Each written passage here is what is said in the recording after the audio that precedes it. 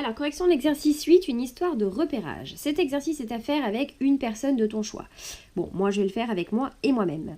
Alors, tu vas commencer par reproduire en fait les deux repères sur une feuille à carreaux. Et ensuite, tu vas placer dans le repère de gauche 5 points où tu le souhaites. Alors, moi je vais en placer un ici, et puis tiens, un là.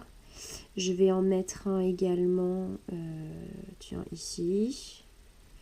Et puis, je vais en mettre un ici. Voilà. J'ai placé mes 5 points et maintenant, il faut que j'essaie d'expliquer. Alors, comment est-ce qu'on peut expliquer à l'autre personne où sont placés ces 5 points?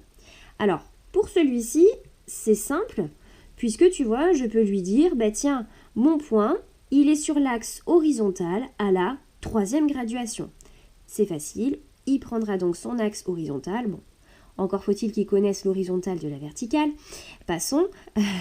Sur l'axe horizontal, 3e graduation, il n'y aura pas de souci pour repérer le point. Alors, autre point. Par exemple, si on veut lui faire placer ce point-là. Tu le comprendras et tu t'en apercevras relativement facilement en fait. Pour aider à repérer ton point, tu as besoin de 2 valeurs. La valeur qui est sur l'axe vertical et la valeur qui est sur l'axe horizontal. Par exemple, ce point ici, eh bien, à la verticale, il est sur la... Hop, ici c'est moins 3. Moins 3 pour la graduation verticale et pour la graduation horizontale, moins 3 aussi. Il suffit donc juste que ton camarade maintenant repère moins 3, moins 3. Moins 3 ici, moins 3 ici, il repérera son point facilement.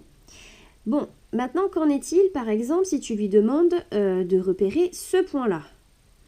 Ce point-là, à la verticale, il est sur la 2e graduation et à l'horizontale, il est sur la 1re graduation. Tu vas lui communiquer 2 et 1, mais avec le 2 et le 1. 2 et 1, il peut prendre 2 à la verticale, 1 à l'horizontale, il sera sur ce point-là. Mais il peut également prendre 2 à l'horizontale et 1 à la verticale. Il y a donc 2 possibilités si tu lui indiques seulement 2 et 1. Ce qui veut dire qu'en plus de communiquer les 2 valeurs, les 2 graduations, que ce soit à la verticale, soit à l'horizontale, il va falloir aussi qu'on se mette d'accord sur l'ordre dans lequel on nomme, puisque tu peux avoir 2 possibilités. Alors, ces 2 valeurs qu'on donne pour repérer un point, c'est ce qu'on appelle ses coordonnées. Alors tu vas voir, c'est vraiment hyper simple le repérage. Alors déjà, pour le vocabulaire, hop, ça c'est ce qu'on appelle un repère orthogonal. Pourquoi orthogonal? Puisque on utilise en fait des axes qui sont perpendiculaires. L'axe qui est à l'horizontale, on l'appelle l'axe des abscisses.